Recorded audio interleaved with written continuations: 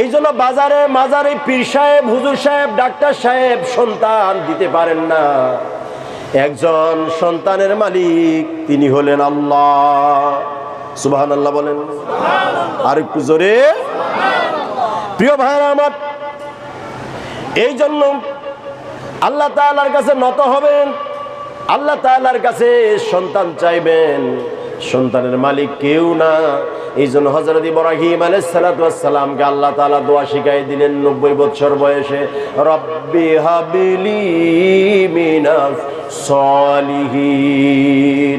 সবাই বলেন, সন্তান চাওয়ার দোয়া আল্লাহ তাআলার কাছে সবচেয়ে বেশি পছন্দনীয়। বলেন আমার সাথে, রব্বি হাবলি মিনাস সলিহিন, রব্বি হাবলি মিনাস সলিহিন। হে আল্লাহ,